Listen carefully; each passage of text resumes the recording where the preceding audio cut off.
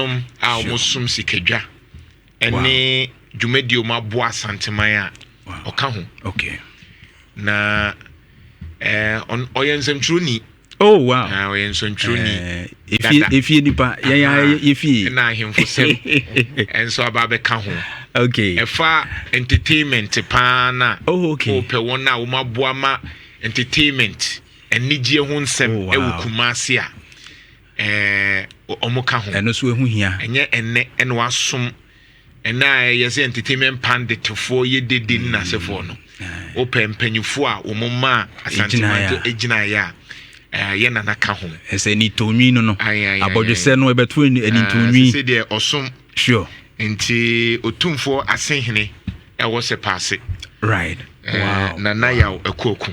The first time I meet you, I am very handsome man. Oh, here, me boss no. Oh wow. Open your go abam. Na piao.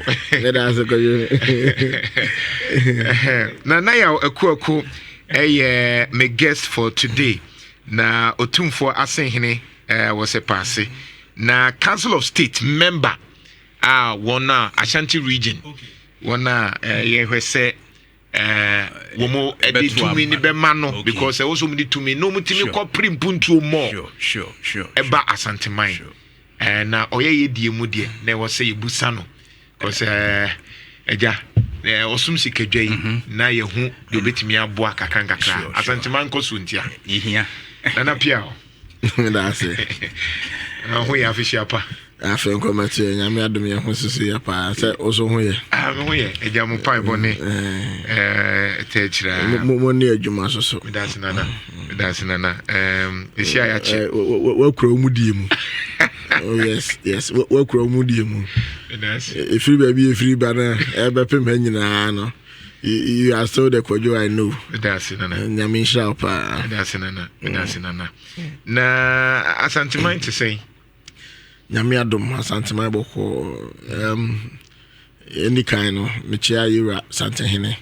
Otumfuor say too na me chia na Assinhehe so na no kwada no yawada no na 8th anniversary ono so obetra sabi na nanom na nanom ahima adwa so no 8 years ni nti ono so ma ne trinkwa chia asanteman nyina na eche kumaseman nyina so asanteman de said de ka na mu boko we are enjoying some peace now relatively right or say abanse sabaye afina omampanyi ya appointments and for once the regional minister very young and very dynamic and energetic too on say adwumane ne de adwumane de mamenka story bi dey am say adwumane ne de mamenka story bi nche Friday no na we adwumadi aye pe nti na me na mampon na me du ono wo ho on say na mampon hema so edi ni 25 and 25th anniversary yes internet say ho busy kakra internet say no be ko bi dada but na me medical regional minister na share Thursday no amam te say no ko mampon say no catch assembly for so be ba mampon be 12 enti odu so 8 o'clock anopa it ni mbi office back kra wow yes na yimbi office back kra na dwuma de kodi wo mu ho no nice Kacho ko mo sala mo so pe ai regional minister ya young no aba ai enti me ko ye ho beja se obi ahun po na se regional minister because she PM no guys say regional minister aba ho na o ka jom so ba ho 12 no do 8 no do 8 ni mbi office ba ko kra no question why 8 o'clock yimbi office ba na se time me na mo ba adwuma na time so na mbaba be clean area you best start adwuma na say the attitude of Ghanaians no towards adwuma no e bi no if ma me fa bi kranto so na wada ro masem timi kasa de utimi kasa na no oko RCC sure oko ye no over there 150 workers no odo kwa ni di oturo ni di no na mo ma chom di credit do 30 sure afi wo yes an ka chen say mo amantem no mo nko report to my chief director afi the following day na through 60 the following day na through 100 it means that there are people just say adwuma no on quantum mpo just oyɛ de opɛ ɔkɔ nso a wonhu adwuma bia wɔyɛ nso so ɔyɛ aban adwuma na ɛbasa na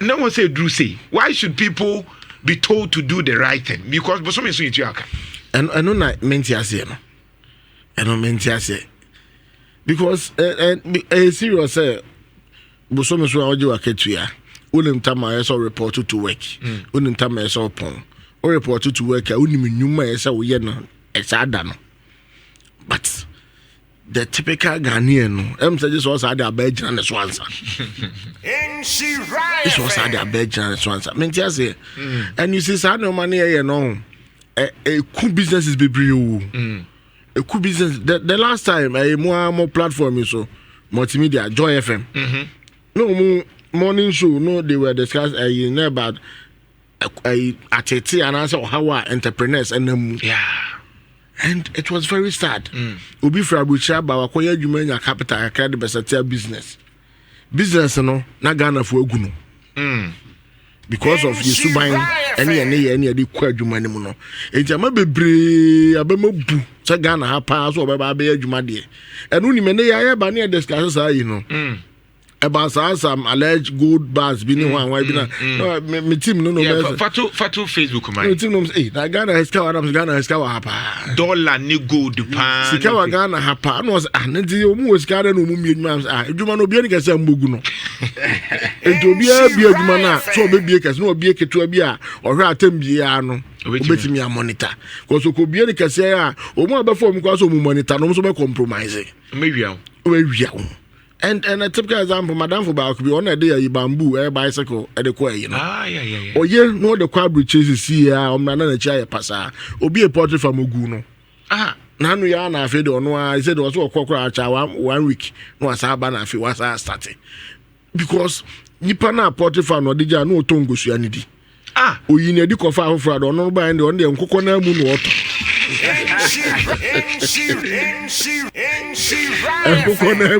No. Auto. I didn't me went here. I don't think we are saying no better. And you might consider your foreigners only. Was Omudia much of market here, Mawa.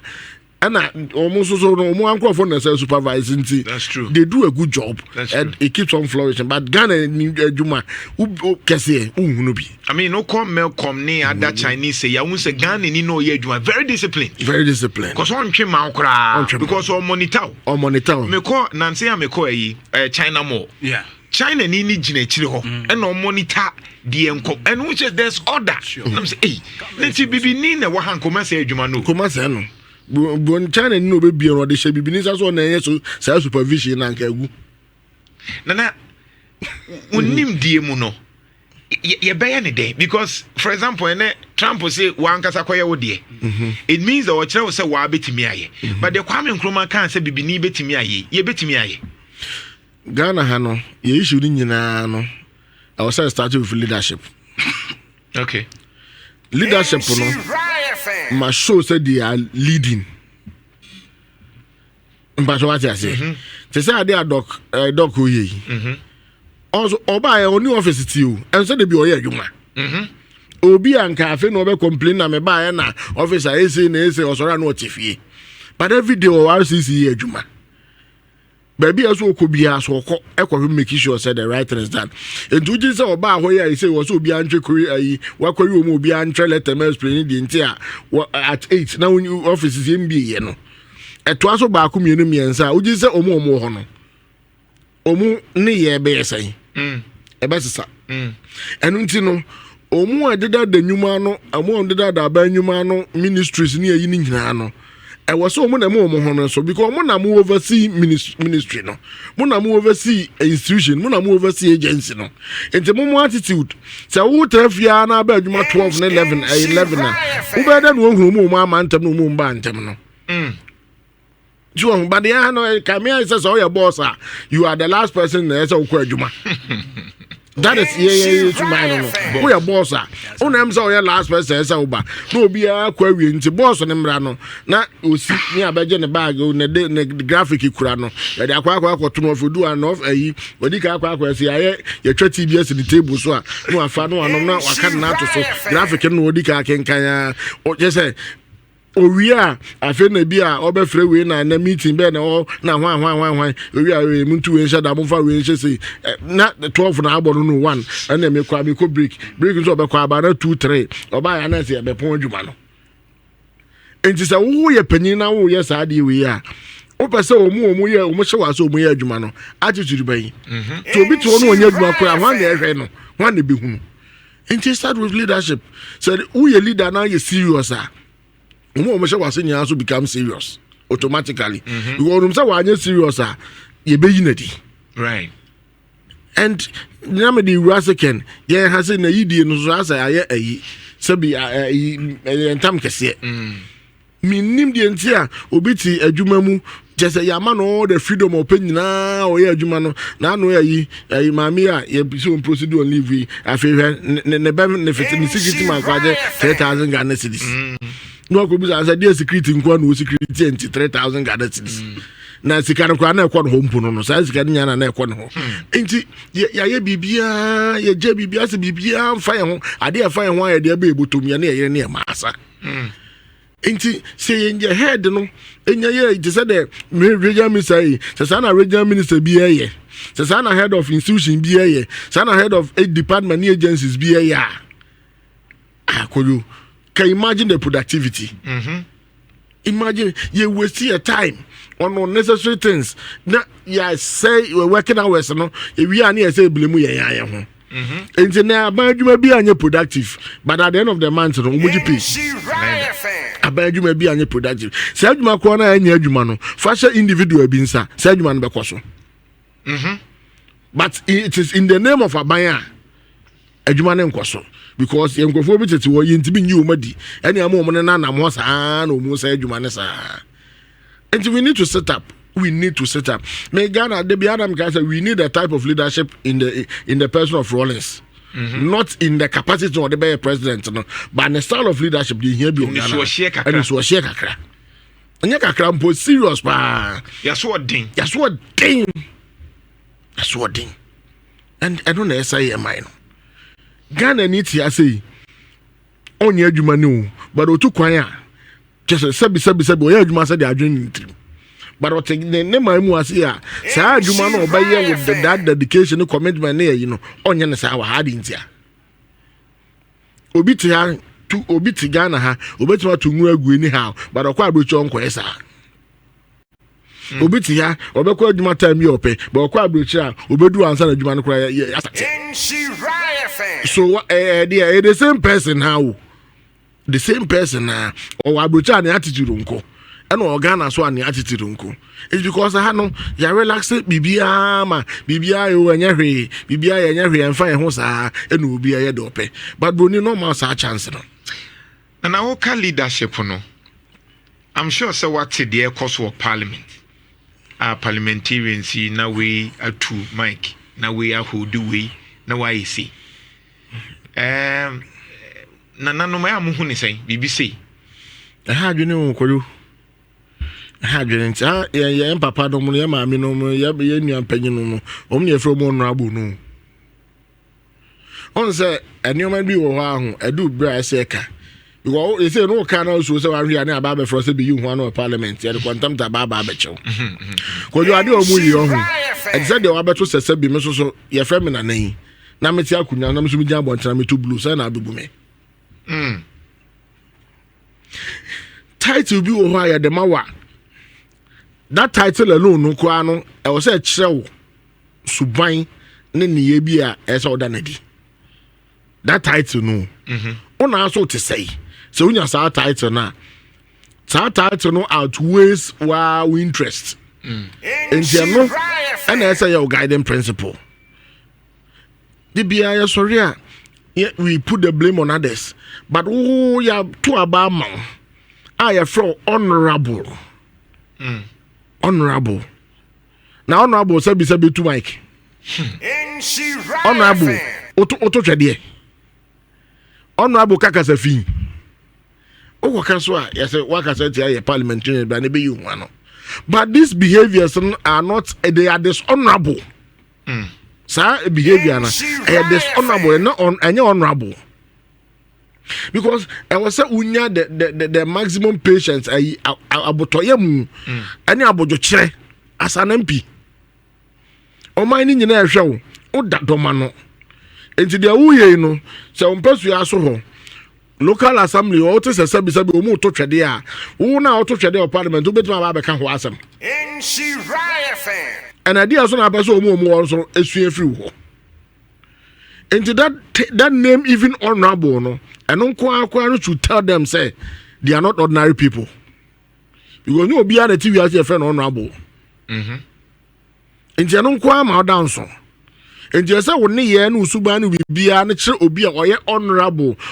ne ani die o obi ani die fata no na friend honorable na sabi ani die fata na to twede wa abonte a ani die fata na otutu microphone ndi na o we ballot paper eni na utam nkunwa na to twede sabi obi a na adwim bi problem wo ho you are not honorable you are not enti say no man nyina ekoso a otewa na ehaye me titu say na ha me say o my be ni this ampanifo a yenya ene akora bi enyi so person politician ko ma hu se sika wo mu enti eno ana obi apeso ye na ampanifo a ye hwe mu ni enya ba be honorable na ye ba be ye no se suban se no mu da na didi a ene ne ekoya na ye bai and these are the people who make decisions for us omudwene maye yesu se omunim de ekwa ni mu omu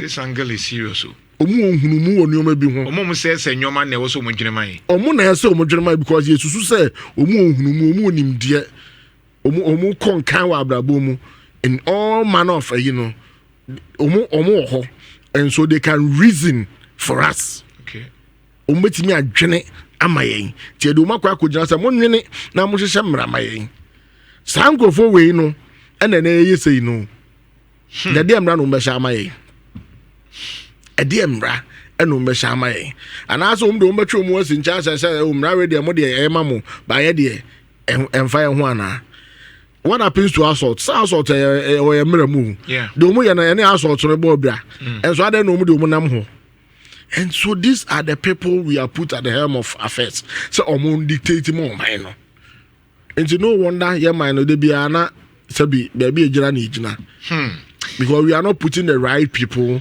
at the right place and I say that omudru wa na nyoma bi ntino omadwe na sesama afi they've chosen not to be right again but follow their own passion so afina do afidi ato haye Nhyira 104.5 mene nana yaw Akuoko Otumfuor Assinhehe wo Sepaase na etwetwe nkomo Council of State member or per se yedi 2 million be mano no so akọ represent Asanteman Ashanti region enti ene ne twetwe Ghana ho nsem na make it so wasum wa munim no Kumasi media mu entertainment mu oye ohini nso idwumedie nyina ne ho asem embada hwese na nayiwe empo osum mpo no oda sosom yen ewo akwaniasa bebre so na yebeka no ho asem na mamembra galamsey asemi yewura ka ho asem a ekwa na aba beto yese ahemfui na mu chance asi na no yi kan se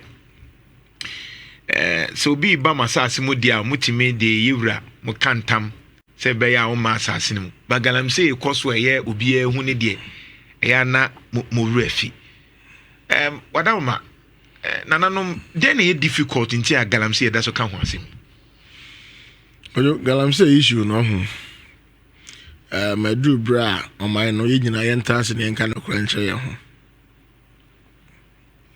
memeti ai I feel say galamsey no aban has a bigger stake and sana ba sabi yanye himfo no na ba be wie ye manfo no de tie ne say Ye nyina nim kwan ya fa so galamsey. Omo kwaje license. License ye mfro hin bi amusa no ho asemo. Obehu ane ye de ama nipa kro no. Ye de nipa kro no wi a Ghana ha adwuma bia no esa wo the monitoring team. Right. Enti nipa na de license na ma no so make sure say or the ye de ese na fata. Yenya de money wi a eno ano no. Ye ba ye no so ya ba be chia nana wadawma ye na yenya license say ye be ye adwuma wa ase no. Nana so de be chia no so je ye no. Or so no ano no.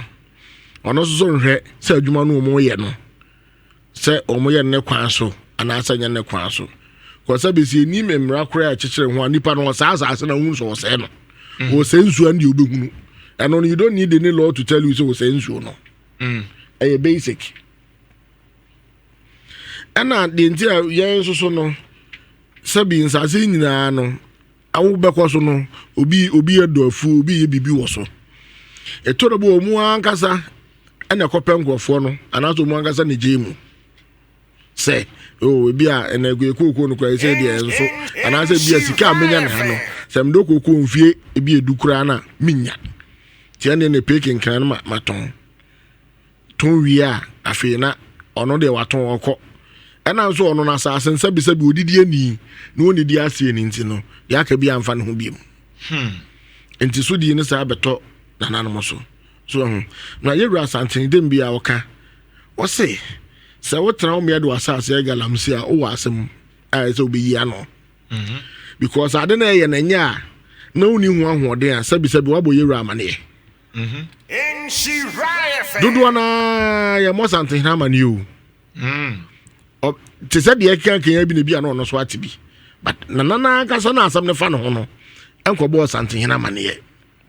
Bia enam de waje ahye ne ho anase bia de eye nti no enti megide ye se e o se nyanya ho kasa kire sangofo esusu ko site a ye nu rastos adaroma o me hu de ekoso etu akase ekurekuro mu sabi to ne bi nwa ahemfie right ena mema na ye dum be hye mu so bi nwa ahemfie emu a mema mra mu kwan so no ye police ni emi o mu ho.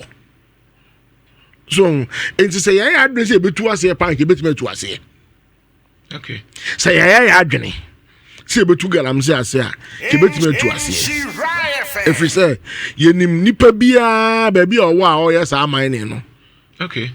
Because license na wo gene che baby a wo koya ade no. Right. So wo je say wo koya prospect no mo bro fo akase no mkeka kana ye ni baby akọ. Say small scale ni baby a wo ko.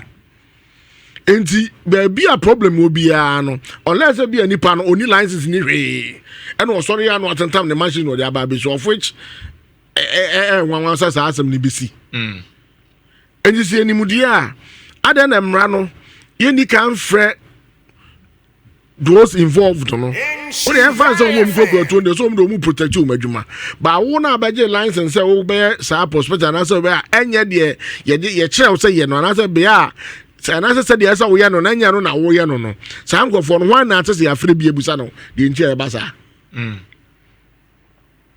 those mining owners no sa ngomu aye o mo de ano wan na say afre obi ebusa no e de bi alebres na ye adwuma no anya di tuo ne ayi chesi wo mu but when your friends say wo your malan say ko ayi Nhyira famasi ne ko ayi wo ko anya de eche wo na wo ye ntibra ne be yi hu ano ko jo mbajo ati bi da mentality enti ebere na etu ase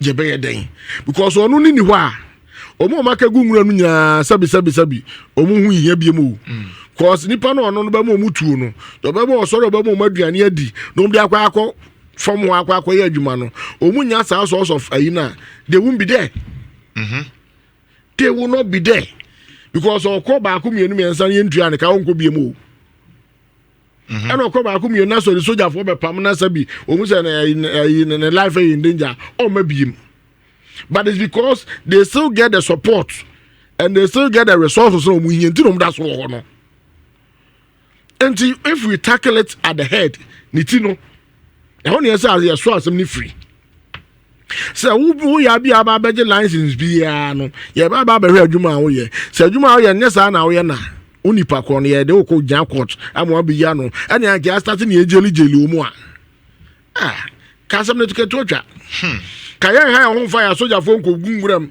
sabi de bia ne Assinhehe ka wozo mu amucho mu nyina no mu nyom na nyom na kwaje license no omu the only workers there and do kwachena you've not stopped the channel ni pa kon mesa po before floor as I about site and do pa kwacheni pan 100 or chobesa nya ni pa 100 omu sabi kom do mu a omu ka ko mesa ko but onu amu no nam ho na inso na moka che se ene ye se ntima ye nko ye se muhurihura ye ntimi nko nti eden na sansu ya mama ye hu se tumi wo mi kofo ya se na hwe nsi na nanum ntimi ansori ambu mu ampapo masum eno ma se nsu na ye nso a ye ni hwe ye kwa muhurihura ade o madwane ana se de ana se na make se ye ken no ye na nanum hye mu make se bi kura na oje sikanu no ono akogu nsa ansa amakwan se ye nyewu but what you say I don't think the engineer was take woman no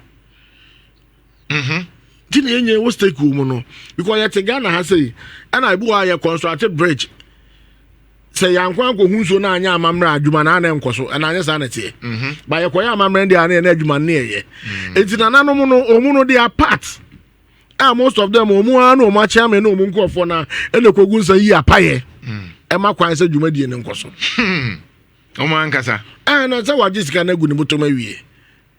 Wajisika na gu ni botoma wie. Waye chiwade no. Waye chiwade nti wa makwan. So enti ensam no de bebrebe but ni nyina no enti na Assinhehe say issue bi beba bia wo na bia hu bia no. Ene no ade na kunwa to no. En wa sha ase.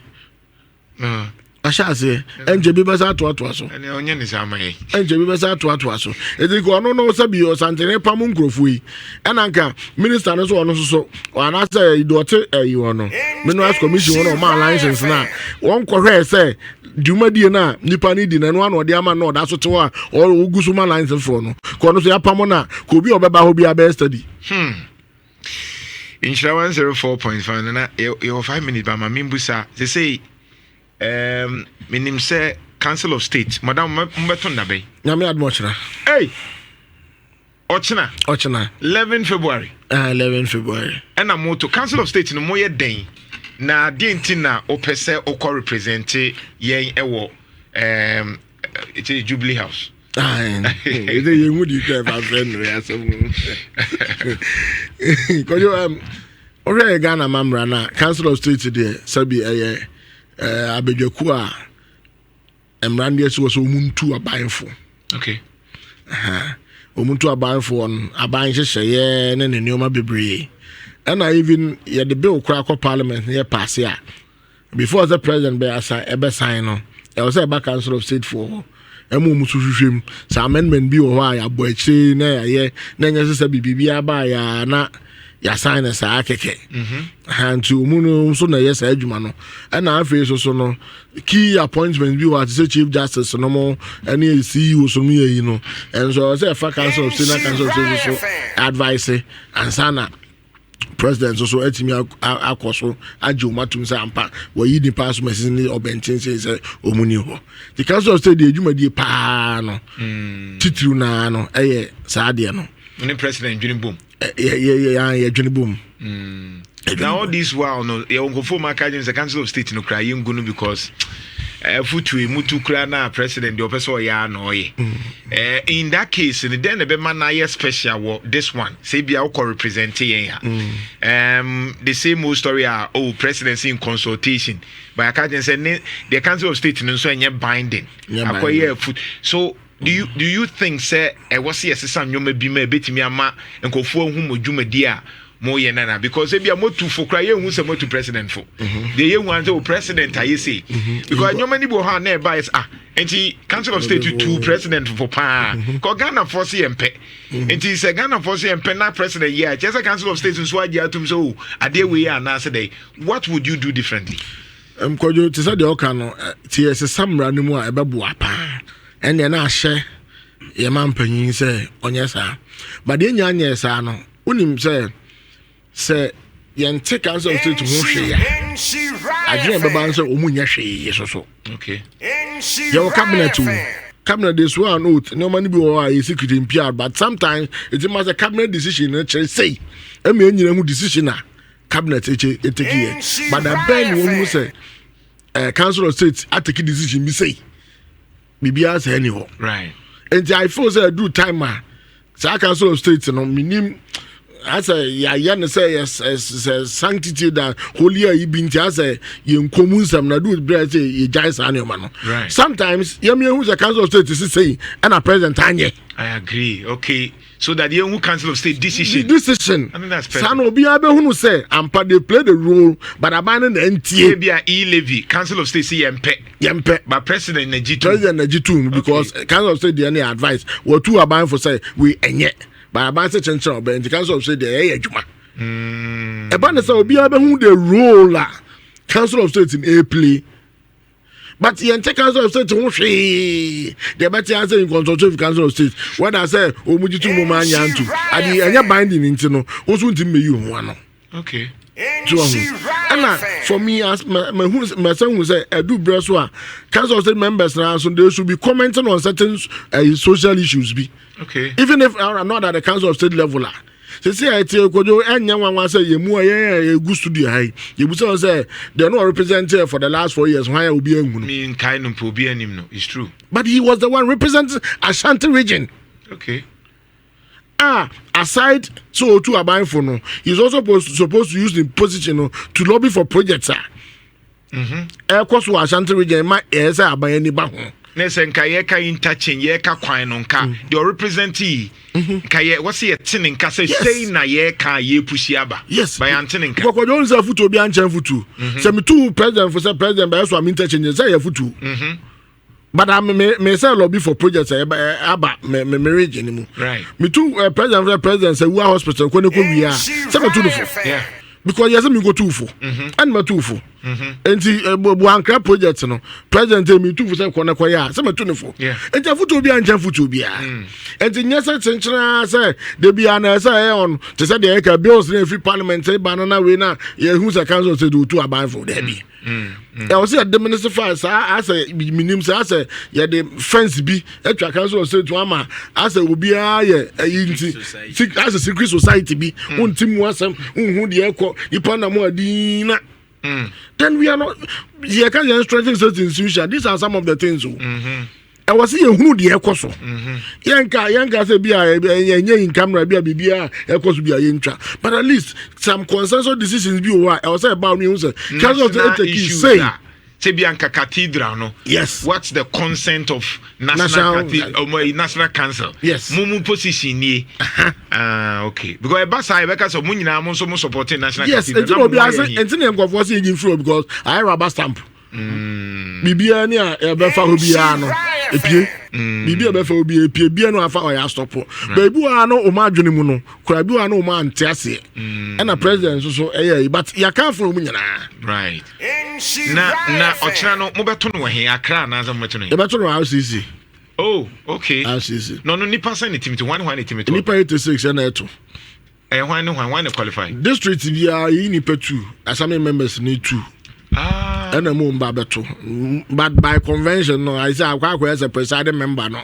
Now, assembly member by also a kahona or my no my barber represented districts, no matter. I don't say 43 districts. Okay. And I wear Ashanti region, and now is a Nipa 86 and I have got to Abana. Now, who are number say? Number 4. Oh, number 4. Oh, nice. Number 4. Neze out of saying. Out of 12. 12, okay. So we baby out done here. The browse submitted forms G2. Yeah, said Danya balloting. Okay. Do the card forms score and I G2. Now you're number 1. So I did this. So I didn't say you saw number 1 cry to me. Into the wow, into the maybe say, I'm here 4 person, I'm the media call you. Till I'm done number 4. Cry. So Oji Bayama 4 pillars. And now the 1 minute 10 I was saying call for no assembly members no more endorse number 4. Because you are simple. You go to a buying for. na yeko to aban for dey say dem make futu bia so nchen futu bia o man panyin wi ni yi oba menhia o sa be ka che something say project bi akakuma asantman mu bia no be ye enti eyeme se me wi ni amaso di say abre nyina no me boss chan o man panyin say Uwa hospital Aferi hospital wa be shebu ye o man aso mu me man aso no nyuno ndem judi was ade no and a two apart from the yeah you say here be so only entertainment ya kwa ni yesu national theater say yesu say nya theater bi wo ya say oh ya wo other hospitals here other routes akwa bebrebe ya say you do ni nya so no and so yakobum say chan so man pantwa ni be hwa the kwa de minister of entertainment and tourism kwa de obesa boy more yes cause Mr. Assembly members we de miami de manu tum enye say nana na e wo so ade no ye ya nipa no na oyobi a oso oya obeye sure onye obi oya akwadro kakra me ni nua panyin no onye obi oya akwadro oso obeye na ni eden wo nyoma pa ho say ye pushi ama na ba no nti this the time am nkoyi bia nkoyi obi a wontimi mforce na nkwa nti assembly members 86 ne de o kina hia be 80% sure nti wutie mi assembly members ni nyina mu tie ye a mo pese e be boa mo wo ho na mpuntu ba on te say na obi kan sama se me ka cha regional minister e wo se mutimi ye se de be ya mo kan sama kire mi a quickly metimi afre say bra nana say ni say na nkofo ka nti yemmoa yempa nipa ye betimi no makasa o mutie o musa bro mu ho ase ebi ni na na Akuoko nti we de mesrew monye ne fast mine utie ni submission even on illegal mining and also to how Asante mine will develop. I mean, fantastic.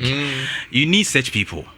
Who beside the question me tie no paye and he's giving actually proactive answers. We and now we are a be and ya feel na me koduru ha na me say na me unse o ma directions as to adi we ni say be adi we ni say even with employment the Juma issues. Look at how he's giving answers to how to solve the problems with employees and I think that he has what it takes to handle the position. Intermediate. I will actually vouch for him. Because yeah, you be the home come over. Assembly members, Mr. Remo, with a moment in the home. Strong, Nana, it's you. And I don't say, they said, okay, you did you my business. See, I make as a man, I'm here a year home. I try to be asked out in the party dialogue committee chairman. Oh, okay. And I receive a commercial safety committee make a home. Oh, and see, many. Assembly members here ya adwuma pa kojo assembly members omo bro omo bre me wan assembly mo timitu ango for hospital bills nyina enzi ntianeka enti nyoma mienu ana mi susu nsa sa this was assembly common fund no also obi a oye in charge of development be man funds am what the adwuma assembly members go na in charge of development omo develop local omo funds omo the adwuma enti this was assembly common fund no 15% bia yenyim omo no solely for omo yen fan show mun sam but enye sika bi da wa sa na man keten na ka ono abo de betu ni botom aye no na ko asa sa fa no de twitwa no na ate ne house na first ko do bra sa assembly members tu mu ka omune local parliamentarians they agree pa omune local parliamentarians ye local bylaws na yin omo na transition enti adwuma na bi no omo ye the parliament for no te national for no ye no e no omo replicate at the local level parliament national for no just ka kasi je allowance ka allowance no one loans omo afide omo say loans ka loans na yi we as amu mes gasha no obi te ha edi asa na da je de kwahye na be boa your local governance structure around there so free represent say yi ukwa ni ama assess allowance is based on the strength of district no obi timi allowance 20 cedi 50 cedis no so kokko shemra e be boa ma local area no ene district na etumpon and I believe say do time as you muka the wenya ene ma ye kwa ye kosi so I got man pennies or man pennies. I be a drew. Say assembly members on home says you to muka. And the equity, you call for assembly members, no, and I call for as Asante in general. Young Kwasa Sebi, a quack. Is there a man for you council of state retirement package? As we first say, when you are accountable to anybody. So, but. You say I do my say my rant and mabuno you and you have a future ahead of you. When I come and say up one on to be my beam. It's true. So we can't afford to disappoint the Pedifona disappoint youth, we can't disappoint ourselves. Exactly. Nana Yao Akuoko Otumfuor Assinhehe ɛwɔ Sepaase. Number 4. Council of State member Oba Nana was to a China near to Aban. Also, assembly members go fight bam. Yeah. And all council. Oh, no, a fighter. Or a fighter. Into Mon kind of. Untuma Mabunu, Nintimbuana, and also do a guy. Yeah, so that's a guy. And I Pia on Yamin Shop. Yamin Shop. Brian Quay. And it's Absa. Absa said, no, my card and didn't.